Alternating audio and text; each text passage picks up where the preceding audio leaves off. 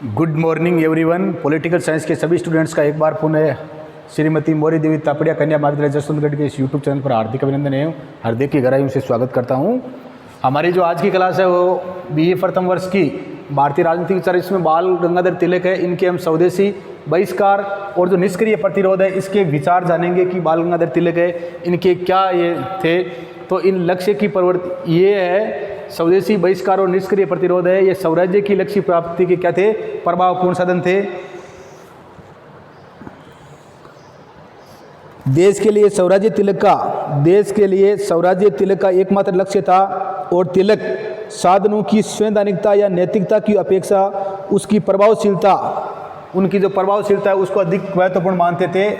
तिलक है ये ऐसा चाहते थे, तिलक ने देश के लिए स्वराज्य तिलक का एकमात्र लक्ष्य था और तिलक साधनों की संवैधानिकता या नैतिकता की अपेक्षा उनकी प्रभावशीलता को अधिक महत्वपूर्ण मानते थे।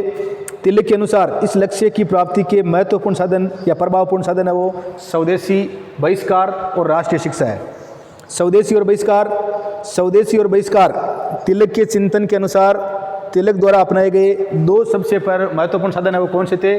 स्वराज्य के लिए तिलक ने दो महत्वपूर्ण साधनों को अपनाया था और वो कौन से थे, स्वदेशी और बहिष्कार। पूछ ले तिलक के अनुसार जो दिया तिलक के द्वारा जो अपनाए गए दो प्रभावपूर्ण साधन कौन से थे, तो कौन से थे, स्वदेशी और बहिष्कार। 2 नंबर वाला क्वेश्चन यहाँ से आ सकता है, तो इस बात का ध्यान रखना है। स्वदेशी और बहिष्कार तिलक के चिंतन के अनुसार और तिलक द्वारा अपनाए गए दो सबसे अधिक महत्वपूर्ण साधन थे। केसरी जो बाल गंगाधर तिलक का क्या था, समाचार पत्र था। दो प्रमुख थे, एक तो मराठा और एक केसरी। मराठा वो अंग्रेजी भाषा में था और केसरी वो किस भाषा में था, मराठी भाषा में था। इस बात का ध्यान रखना है। तो केसरी अपने समाचार पत्र में उन्होंने लिखा है, हमारा राष्ट्र एक वृक्ष की तरह है। बाल गंगाधर तिलक ने लिखा है अपने केसरी समाचार पत्र में जो मराठा भाषा में था, इन्होंने लिखा है हमारा राष्ट्र एक वृक्ष की तरह है। इन्होंने कहा कि हमारा देश भारत है वो क्या है, एक वृक्ष की तरह है जिसका मूल तना क्या है, स्वराज्य। जिसका जो तना है वो क्या है, स्वराज्य है। जिसका मूल तना है वो क्या है, स्वराज्य है। और स्वदेशी तथा बहिष्कार उसकी क्या है, शाखाएं हैं। खुद उन्होंने अपने केसरी अखबार में लिखा है हमारा राष्ट्र एक वृक्ष की तरह है जिसका मूल जो तना है वो क्या है, स्वराज्य है। क्योंकि हमारा स्वराज्य को हमारे को क्या करना है, प्राप्त करना है, हासिल करना है। और स्वदेशी और बहिष्कार उसकी क्या है, शाखाएं हैं। किस में लिखा है, केसरी में लिखा है इन्होंने। बाल गंगाधर तिलक है, इन्होंने तिलक स्वयं अपने हाथ से काते हुए सूत से अपने ही घर में स्वदेशी करघे से बने हुए वस्त्रों का उपयोग करते थे। तिलक खुद है अपने हाथ से काते हुए सूत से और अपने ही घर में स्वदेशी करघे से बने हुए वस्त्र का उपयोग करते थे। वे उन्हीं मोटे वस्त्रों को पहनने अदालत तक जाने लगे और कहा जाता है कि साम्राज्ञी विक्टोरिया के दरबार में भी वे उन्हीं, साम्राज्ञी या ब्रिटेन की महारानी विक्टोरिया थी उस समय, उसके दरबार में भी वो अपने हाथ से बुने हुए, अपने खुद के बनाए हुए करघे से निर्मित वस्त्रों को पहनकर वो अदालत जाते थे और खुद विक्टोरिया के दरबार में वो गए थे और उन्हीं वस्त्रों में वो गए। तिलक स्वयं मनसा वाचा और कर्मणा, तिलक खुद है वो मनसा, मन से, वाचा वचन से, कर्मणा कर्म से, ये स्वदेशी और बहिष्कार का तिलक ने बताया है प्रभावपूर्ण साधन थे। और उन स्वयं ने भी मनसा वाचा और कर्मणा स्वदेशी थे, उन्होंने भी इसका पालन किया है। उन्होंने स्वदेशी वस्तु प्रसारण सभा के जो है भंडार भी खोले थे।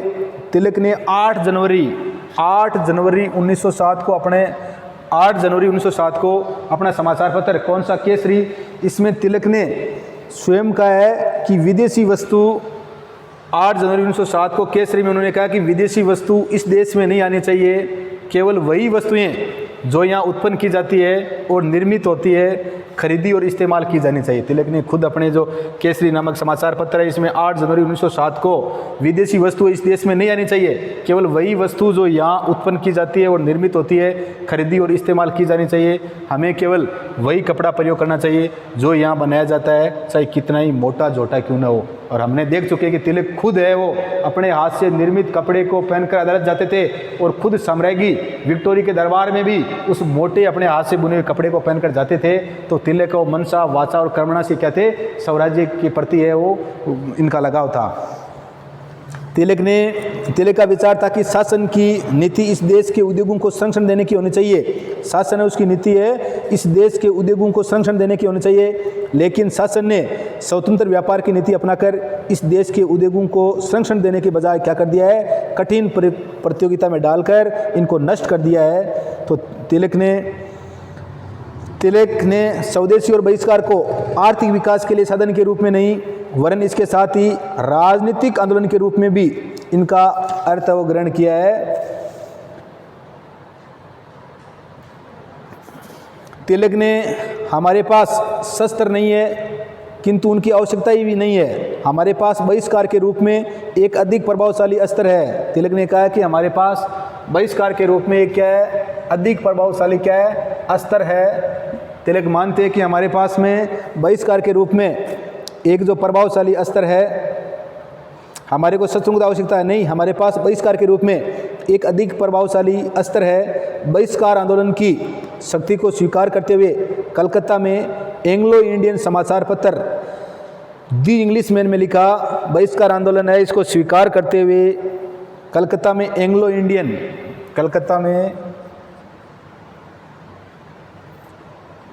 इंडियन जो समाचार पत्र है, तो इसमें उन्होंने इस बात को स्वीकार करते हुए और लिखा, किसमें, एंग्लो इंडियन समाचार पत्र में, एंग्लो इंडियन समाचार पत्र द इंग्लिशमैन में। एंग्लो इंडियन जो समाचार पत्र आता था द इंग्लिशमैन,